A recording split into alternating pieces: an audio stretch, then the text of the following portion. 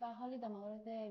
بیمه درمانی یا Krankenversicherung گپ میزنیم. در هر کسی که در آلمان زندگی میکنه باید یک بیمه داشته باشه، بیمه درمانی، و انواع مختلف داره. بیمه درمانی در آلمان برای پناهندگان به وضعیت اقامتشان و ای که چقدر از مرحله بررسی وضعیت اقامتشان گذشته مربوط میشه. و در اینجا یک مرور کلی داریم. در طول پروسه پناهندگی، وقتی که پناهندگان در طول 18 ماه اولی که در آلمان زندگی میکنن یک بیمه درمانی محدود دارن که همه چیز را شامل نمیشه. این شامل بیماری های حاد، وضعیت های دردناک و بارداری و زایمان هست و همچنان واکسیناسیون و درمان های ضروری پزشکی هم تحت پوشششان قرار میگیره. درمان های دندان پزشکی فقط با از بین بردن درد دندان ختم میشه و بیشتر از اونه. بخش دوم، وقتی که پناهجو بیش از 18 ماه در آلمان اقامت داشته باشه و هنوز هم تصمیمی در مورد وضعیت اقامتش گرفتن نشده باشه، به پناهجو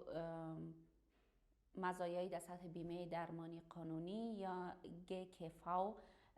دریافت میکنه که در این مرحله او به صورت رسمی در یک شرکت بیمه دولتی ثبت میشه. کسانی که در آلمان قبولی دارن یا که دلدوم دارن، کسایی هستن که وضعیت اقامتشان معلوم است و اینا باید به صورت رسمی در یک بیمه درمانی قانونی یا gesetzliche Krankenversicherung ثبت نام کنن، یا که از طریق کار خود این بیمه را پرداخت کنن یا هم که از طریق جاب سنتر یا سوسیال امت باید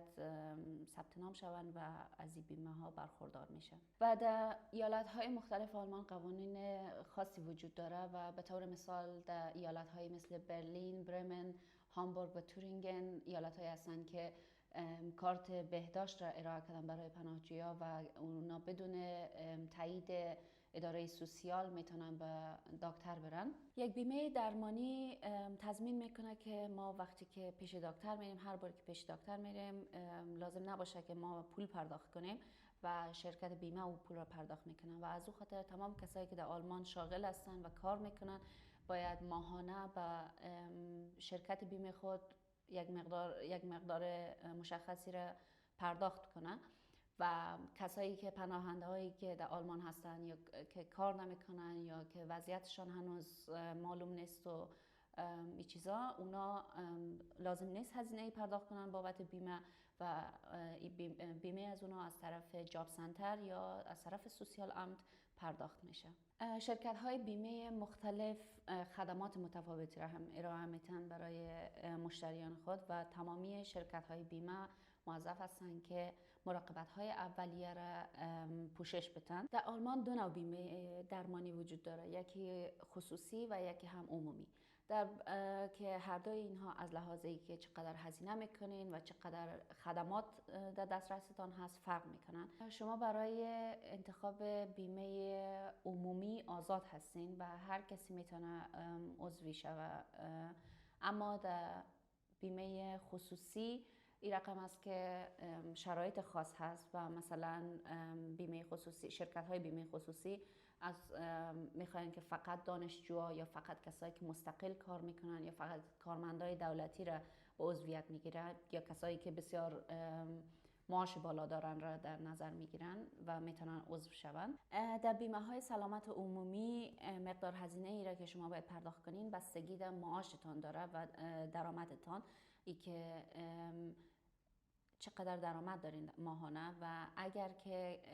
معاشتان هر چقدر بالا بره همقدر هزینه بیمه عمومیتان هم بالا میره و هر چقدر هم که معاشتان یا درآمدتان کم باشه همونقدر هم شما باید هزینه کمتری را پرداخت کنین برای بیمه. و در بیمه عمومی این است که شما فرق نمیکنه که دانشجو هستین، از کدام کشور هستین، پناهجو هستین، هر کسی هستین میتونین در این بیمه عضو باشین و استفاده کنین. و یکی از مزیت‌های دیگه بیمه عمومی این است که شما میتونین در شرایط خاص فرزندانتان و همسرتان را با خودتان یک جای بیمه کنین. و سوالی است که چگونه میتونم یک بیمه درمانی مناسب خودم را پیدا کنم؟ شما میتونین در اینترنت بگردین و در سایت www.versicherung krankenkassen.de. میتونین در اونجا انواع مختلف شرکت های بیمه را ببینین و ببینین که چی به درتان میخوره. مثلا به طور مثال بعضی از شرکت های بیمه هستن که حتی عینک شما رو پوشش میتن و اگر عینک جدید بگیرین پول او را میتن، اما بعضی از شرکت های دیگه او رقم نیست و وقتی که خواندین میتونین ببینین که چی چیزا شما نیاز دارین و در کدام بخش ها میتونین براتون مهم هست و در کدام شرکت میخواین عضو شوین.